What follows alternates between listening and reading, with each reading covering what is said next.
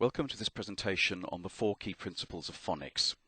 It is vital that you understand these principles. If you don't, you will struggle to understand what is happening in seminars, any readings that you do on the nature of phonics, and more importantly, to understand the basis on which you are teaching children early reading through systematic synthetic phonics. Before going through the 4 key principles in the introduction, I just want to assure you that we will be going through key vocabulary, the key terms, as we go through each of the principles. So just to signpost where we're going, Principle 1 is that phonemes, the sounds, are represented visually by letters. Principle 2, a phoneme can be represented by one or more letters. Principle 3, the same phoneme can be represented or spelt in more than one way. And Principle 4, the same spelling may represent more than one phoneme. And we're going to cover each of those principles in this presentation. Although we're going to use the technical language associated with systematic synthetic phonics, this really is not that difficult to understand. The usual barrier to people understanding this is their own fear of understanding it, that they won't understand it. It is in fact very simple. So first of all, our first key term is phoneme. And phonemes are the smallest unit of sound in any spoken language. You take any language that you hear someone speaking, those people will be using a set number of sounds to make all the words that they are speaking. And so we can take the spoken words that we use and we can break them down into phonemes. And in English, there are approximately 44 phonemes, and that word approximately is important because different theorists, different researchers have different answers to this, usually between 42 and 46, but some people would claim more. For most purposes, we can think of 44, and that's fine. When we write the sound that we're making, we use those 2 slashes for our notation. So here in the bottom line, this notation is used to indicate a phoneme, and you can see that is not the letter A, that is the sound A. And those 2 slashes indicate that. And here are the 44 phonemes, and they have been split up into consonants and vowels. If you don't know the difference between a consonant and a vowel, you need to look at the dedicated PowerPoint presentation on consonants and vowels. So here we have the 24 consonant phonemes, and remember we are thinking about the sounds, not the letters. We have those slashes there to indicate sound.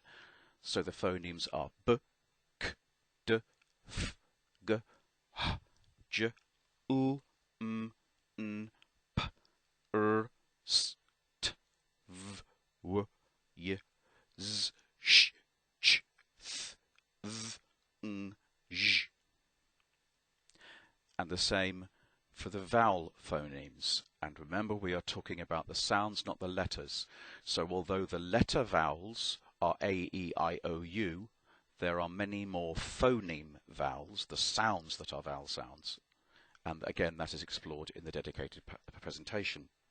So here are the vowel phonemes: A, E, I, O, A, E, I, O, U, ow, oi, ah, or, ear, ear,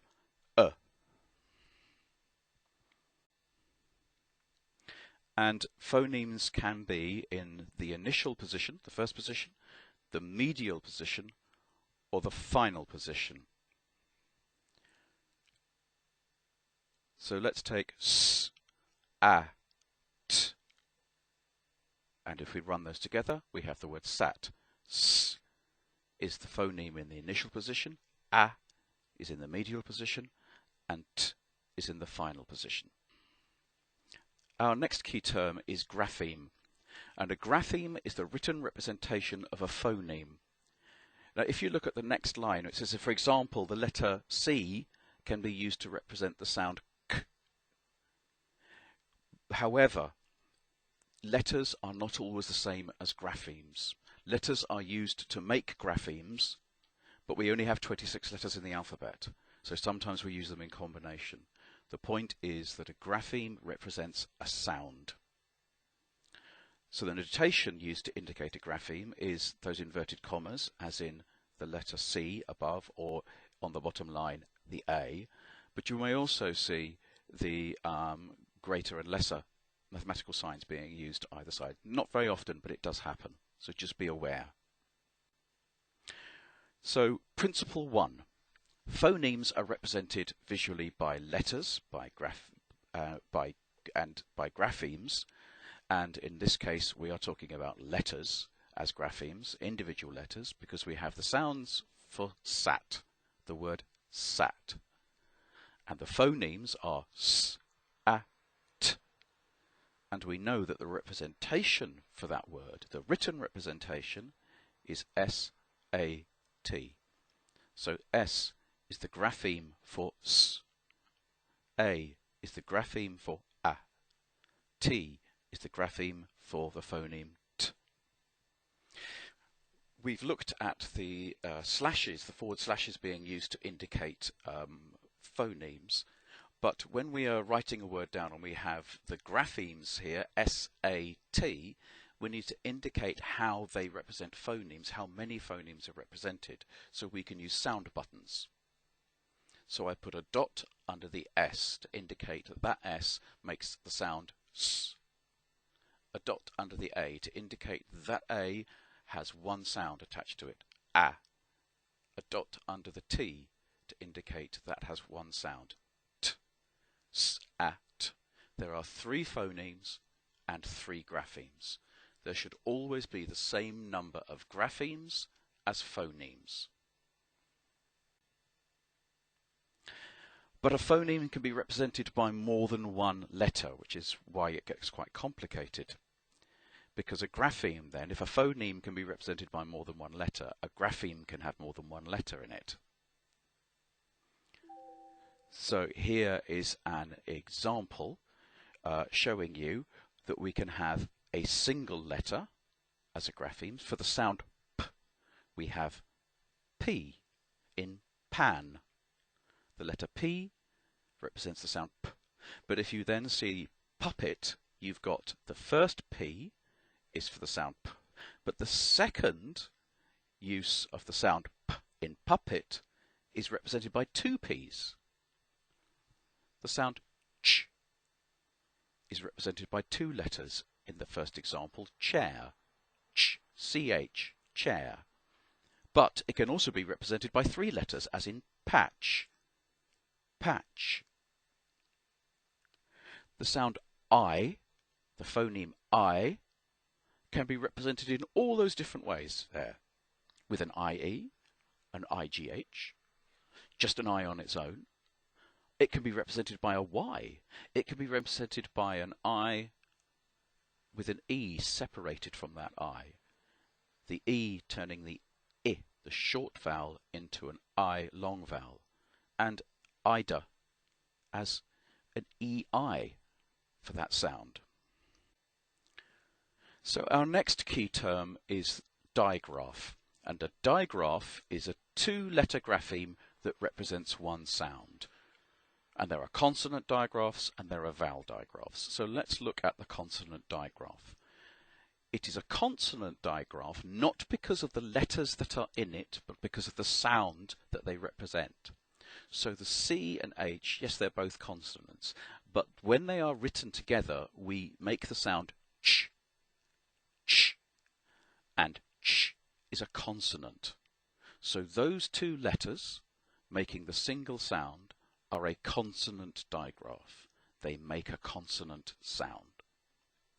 Then if we look at the vowel digraphs, we have E as in eel, makes the sound E, but we can also have EA as in eat to make the sound E. And because they are making a vowel sound, E, it doesn't matter whether the letters themselves are consonants or vowels. The fact that they are making a vowel sound means that they are a vowel digraph. We can use those slashes to indicate sound, or we can use the sound buttons to indicate where the graphemes are and therefore where the phonemes should be heard.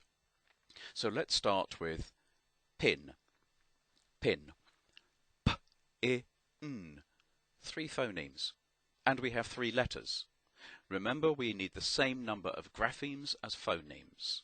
We have 3 letters, 3 phonemes, so it's 1 letter per grapheme. P for P, I for I, N for N. So the graphemes are P, I, N to make the phonemes P, I, N. This is different. Here we have chin, which has 4 letters in it. But if we sound it out, we have ch, I, N. Only 3 phonemes.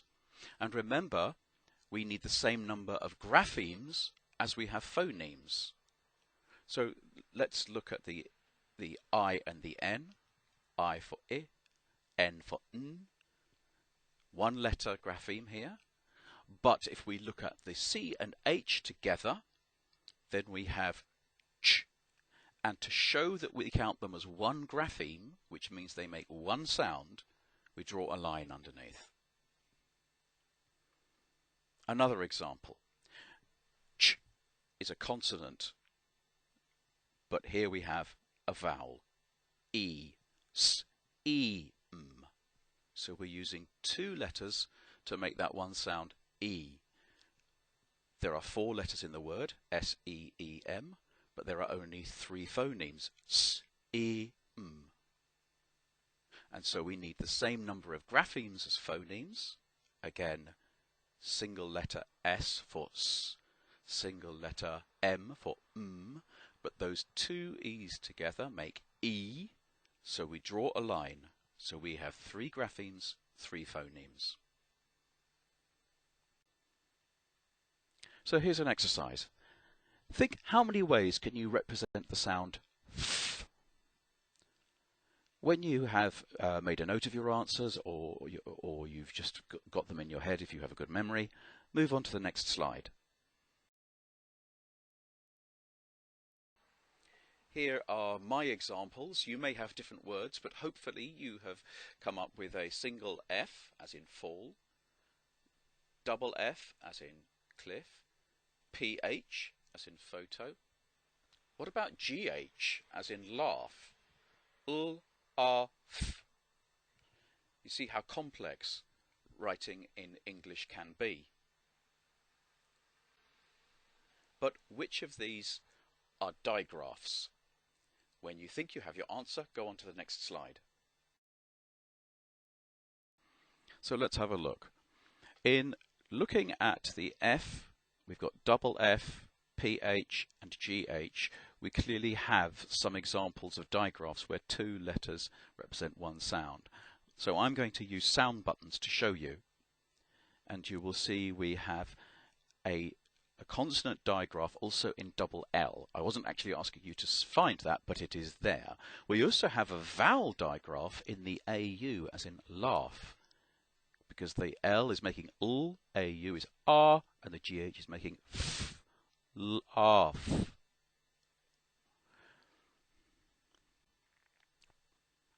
How many ways can you represent the sound A? A. When you have some answers, move on to the next slide.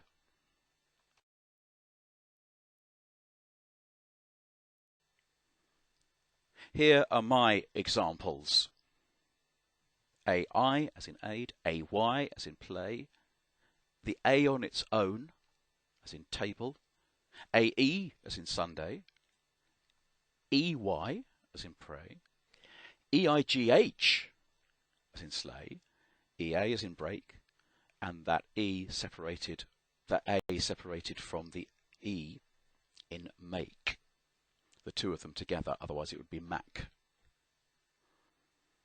How many of those, the examples I've given you there, are digraphs? When you have your answer, go on to the next slide.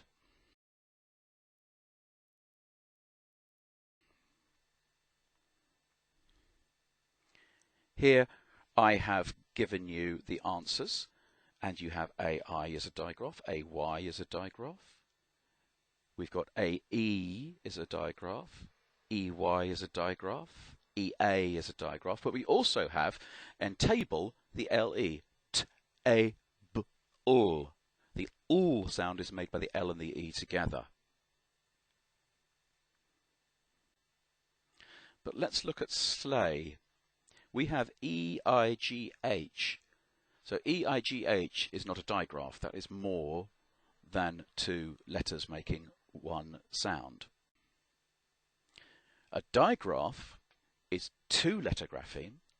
A trigraph is a three-letter grapheme. So we have got gatto there, fridge, fridge, and plaque, plaque. So those three letters making a single sound. And we have a tetragraph or a quadrigraph, but you're not often going to hear these words used. These are four-letter graphemes that represent one sound, as in the example before, sleigh, s-l-a, or bow, b-ow. But what about this example here? It is two letters, but they're separated, or we could say they're split.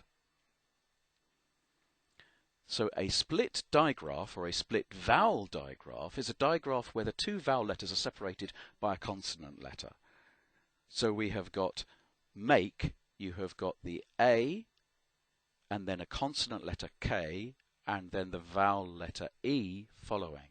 And that turns the A sound into an A sound, so you go from short vowel to long vowel. So come up with some words that use each of those split digraphs. When you have some examples, move on to the next slide.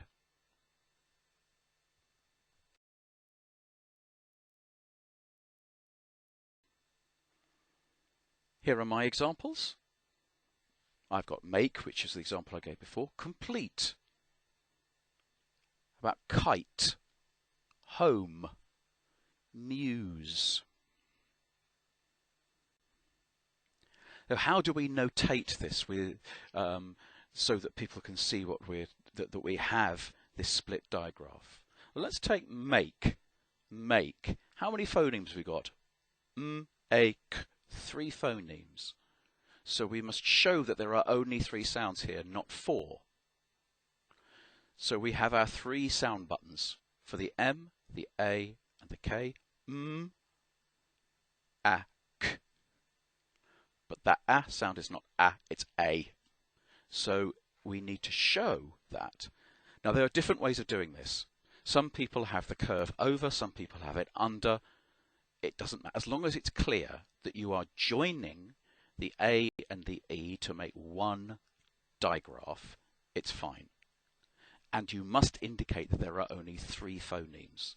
M, A, K. Only 3, not 4. Which brings us to our next key term, which is Grapheme Phoneme Correspondence, or GPC. And this is the whole point of this process, is to learn what the letters do when we read them, what sounds we should make when we see those letters on the page. And that is what children are learning. They are learning the GPCs, the regular grapheme phoneme correspondences, some of the less common ones as well, and then there are words which are sort of stand on their own, which we call tricky words, because they don't use regular grapheme phoneme correspondences. The third principle, that the same phoneme can be represented or spelled in more than one way, is one that we have been using before already. We have actually been putting that principle into practice. It's very common among vowels, and you can see at the bottom, the table at the bottom, there are different ways that A, the AI sound can be, or the AY sound can be represented. And we did the exercise with A to make that point. So we're not going to dwell on that. We have already explored it. It is the third principle. You need to remember it, but we have already done that. The fourth principle, however, is that the same spelling can represent more than one phoneme. So here, if you look at the illustration at the bottom, you've got EA being used in 2 completely different ways to create different sounds. They are both vowel digraphs, EA, but in the first one it's making an E sound for head, ed, And the second one, it's making an E sound for eat. Eat. So children need to be able to see them in context and understand what is the more likely sound there. That they're not just reading out eat, but they see that combination of H-E-A-D. They're familiar enough with it within its context to know that it's actually, in this case, going to be an E sound. We are looking for children to develop automaticity in their reading, so that they shouldn't have to sound everything out, but they need to be aware that letters make different sounds depending on their context. So how many phonemes can the grapheme O-U-G-H, which is a tetragraph, represent? How many different sounds do you think O-U-G-H can represent in English? When you have your answer, go on to the next slide. Here are my examples. Ow, oo, o, or, or So bow, b-ow, through, th-oo, though, th-o, bought, b-ought, thorough, th-a-r-a.